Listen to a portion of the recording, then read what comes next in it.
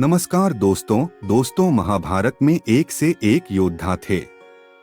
कर्ण से भी महान योद्धा बर्बरिक थे, लेकिन उन्हें युद्ध करने का मौका ही नहीं मिला। अश्वत्थामा भी एक महान योद्धा थे, लेकिन उनकी महानता तब समाप्त हो गई जब उन्होंने सोते हुए पांडव पुत्रों को मार दिया। एकलव्य को भी महान माना जा सकता है, लेकिन वह भी युद्ध नहीं लड़े तब उनकी महानता कैसे सिद्ध होती। द्रोण, भीष्म और श्री कृष्ण को हम इसमें शामिल नहीं कर सकते हैं, क्योंकि वे तो देवता ही थे।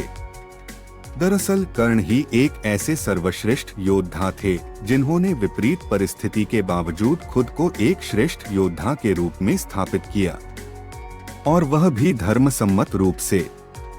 इसीलिए दोस्तों, आइए जानते हैं कर्ण के बारे में वे तथ्य जिनके कारण उन्हें महान योद्धा माना जा सकता है।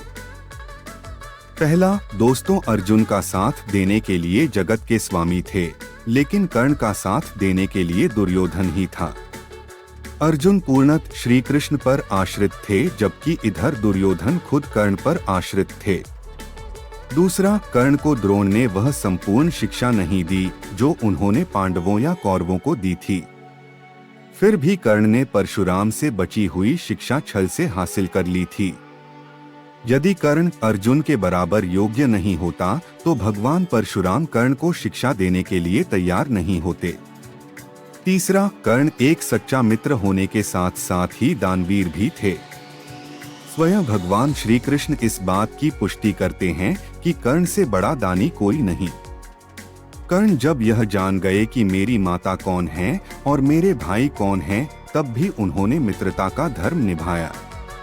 चौथा, श्री कृष्ण की योजना के तहत कर्ण के कवच और कुंडल को छलपूर्वक अर्जुन के पिता इंद्र द्वारा हथिया लेने के बावजूद कर्ण ने युद्ध को एक योद्धा की तरह लड़ा। पांचवा, मगध सम्राट जरासंध जो बेहद क्रूर एवं अत्याचारी भी था। कर्ण ने जरासंध को अकेले हराया था, वहीं भीम ने श्री कृष्ण की मदद से जरासंध को छल के द्वारा मारा था। छठा, कर्ण के पास भगवान परशुराम द्वारा दिया गया शिव का विजय धनुष था। यह धनुष जिस भी योद्धा के हाथ में होता था, उस योद्धा के चारों तरफ एक ऐसा अभेद्य घेरा बना देता था जिसे भगवान शिव का पाशुपतास्त्र भी भेद नहीं सकता था। कर्ण को महाभारत में तब तक नहीं मारा जा सकता था जब तक कि उसके हाथ में वह धनुष था।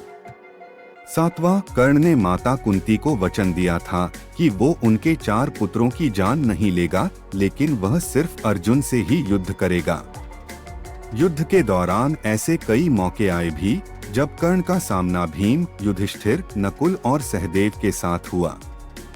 वो चाहता तो उन सभी को मार सकता था, किंतु उसने ऐसा नहीं किया, क्योंकि एक योद्धा का वचन ही उसके लिए सर्वश्रेष्ठ होता है। आठवां, जिस द्रुपद को 105 भाई मिलकर जीत नहीं पाए, उसे कर्ण ने दिग्विजय के दौरान अकेले ही हराया था। प्रागज्योतिष का राजा भगदत्त जिसे राजसूय यज्ञ के दौरान अर्जुन नहीं हरा पाए थे, उसे भी कर्ण ने हराया था। नौवां, अश्वसेन बाण का संधान दोबारा न करना, यह भी श्रेष्ठता का प्रमाण है। अश्वसेन एक नाग था जो कर्ण के धनुष पर चढ़ गया था और उसने कहा था कि तुम मेरा संधान करो तो मैं वहां पहुंचकर अर्जुन को डंसकर अपना बदला पूरा करूंगा, क्योंकि अर्जुन ने खांडव वन दाह के समय मेरी माता को मारा था। लेकिन कर्ण ने अश्वसेन को इनकार कर दिया था। 10वां, जब श्री कृष्ण ने कर्ण को यह बताया कि तुम पांडवों के सबसे बड़े भाई हो, तो कर्ण ने कहा कि हे कृष्ण, मेरी मृत्यु तक पांडवों को यह मत बताना कि मैं उनका बड़ा भाई हूँ, अन्यथा उनकी लड़ाई मेरे प्रति कमजोर पड़ जाएगी। कर्ण की यह बात सिद्ध करती है कि वह पांडवों के प्रति किसी भी षड्यंत्र में शामिल नहीं था, फिर भी युद्ध के सामने योद्धाओं की तरह ही लड़ा। दोस्तों, अंत में महाभारत के एक प्रसंगानुसार जब कर्ण के बाणों के प्रहार से अर्जुन का रथ कुछ इंच पीछे चला जाता है और कृष्ण उसकी प्रशंसा करते हैं, तब अर्जुन कहता है कि मेरे बाणों से कर्ण का रथ कई गज पीछे चला गया, तब आपने मेरी प्रशंसा नहीं की। अर्जुन की इस बात पर भगवान श्री कृष्ण कहते हैं कि कर्ण के रथ पर कर्ण और महाराज शल्य बैठे हैं, परंतु तुम्हारे रथ पर मैं यानी भगवान नारायण और महावीर हनुमान बैठे हैं। तब भी कर्ण ने तुम्हारा रथ पीछे धकेल दिया। सोचो यदि महावीर हनुमान नहीं होते तो क्या होता। दोस्तों, यह 11 कारण सिद्ध करता है कि कर्ण जैसा महान योद्धा महाभारत काल में शायद ही थे। दोस्तों, आपके अनुसार महाभारत काल में आपको सबसे बड़ा योद्धा कौन लगता है? आप अपने विचार कमेंट सेक्शन में बता सकते हैं। दोस्तों, वीडियो अगर पसंद आई हो तो सब्सक्राइब, लाइक्स और शेयर करना ना भूले।